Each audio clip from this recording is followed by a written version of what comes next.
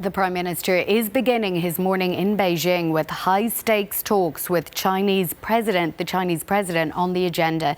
The PM wants to focus on economic ties but has vowed not to shy away from contentious issues. Among those, the bipartisan election pledge to return the port of Darwin to Australian hands, with Anthony Albanese saying that China understands his position. Our Global Affairs editor Laura Tingle is back with us again in Beijing. Good morning, Laura. Do you think that China does understand and will accept Australia's position, or is this port lease going to become an irritant in these talks?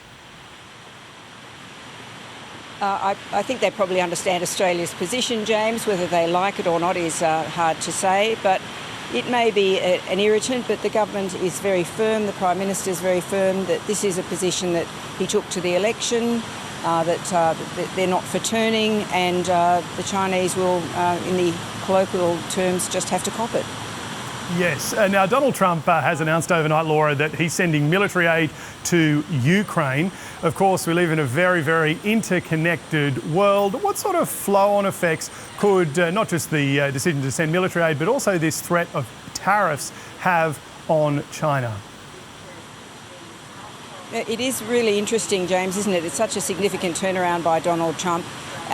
The significance for China, in the way it shows that all the geostrategic and trade sort of elements in the world going on at the moment are interconnected, is that Donald Trump has said that if Vladimir Putin continues with his war in Ukraine, not only will he face 100% tariffs on top of existing sanctions in 50 days' time, but countries that are sort of helping Russia will also face secondary sanctions. Now, without a doubt, all the statistics show that the biggest trade partner for Russia is China. So we keep seeing a lot of these measures that Donald Trump is introducing, whether it was some of those tariffs on some of the Southeast Asian countries last week, or even his move on copper prices, as ones that are indirectly targeting China as the US big competitor.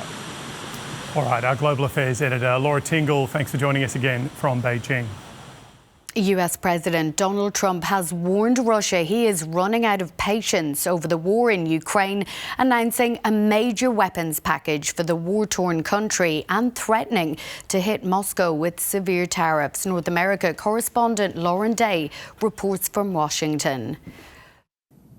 Well, the main part of this announcement is that major weapons package that you mentioned for Ukraine, where NATO members will buy billions of dollars of US weapons to distribute to Ukraine, including these Patriot air defence systems, missiles and ammunition. The other significant part of this announcement, though, is this 100% tariff that Donald Trump says he will impose on Russia if it fails to reach a ceasefire agreement or some kind of peace deal with Ukraine within 50 days, as well as secondary sanctions on countries that buy Russian oil. Now, that will put a lot of pressure on Russia, but really this is a sign of this growing frustration that we've seen with Donald Trump against Russian President Vladimir Putin. He used to lavish him with praise. For years he did that. But in the last few months we've seen mounting tensions and mounting frustration. And again today we saw a very, very angry Donald Trump. Here's what he told reporters earlier. I don't want to say he's an assassin, but he's a tough guy. It's been proven over the years. He's fooled a lot of people. He fooled Bush. He fooled a lot of people. He fooled Clinton, Bush, Obama, Biden. He didn't fool me. But what I do say is that at a certain point, ultimately talk doesn't talk. It's got to be action. It's got to be results. Now, Donald Trump will certainly be wanting results. Of course, during the election campaign last year, he promised to end this conflict in Ukraine within 24 hours. He's since walked that back. He said he was only speaking figuratively when he made that promise. But we do know that the president wants to be seen as a peacemaker president, that he, is angling for this Nobel Peace Prize. So he'll be certainly hoping for results and hoping that today's announcement goes some way towards ending this conflict. There we have it. Lauren reporting from Washington. Let's get you some more news now. And the German backpacker who was found alive after becoming lost in WA's unforgiving outback has revealed details of her ordeal while heaping praise on everyone involved in the search effort.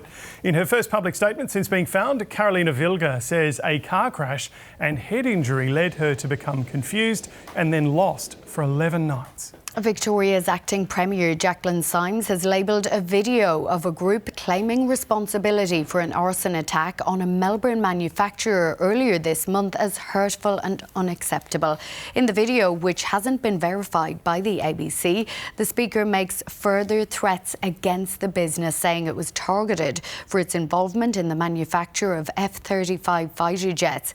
Israel uses a version of those. The arson attack is being investigated by the Victorian Joint Counter-Terrorism Task Force. A man at the centre of a corruption investigation in New South Wales has gone missing. Ibrahim Helmi is under investigation by the Independent Commission Against Corruption for allegedly rigging the awarding of more than $340 million in New South Wales transport contracts. ICAC heard yesterday that a family member told authorities Mr Helmi took the rubbish out on Sunday night and then did not return. Police say a helicopter passenger has died after he was struck by a bird during a flight over the Northern Territory's remote northeast Arnhem Land. The aircraft made an emergency landing at Gapawiak after the incident yesterday afternoon, and the pilot was not injured. South Australia's ambulance union is raising concerns about ambulance response times after a man died after having waited for 17 minutes for a crew to arrive at the scene of a car crash south of Adelaide. The state's health minister concedes rising flu cases are contributing to pressure on the state's health system, but he says that ramping did not play a role in the case on Saturday.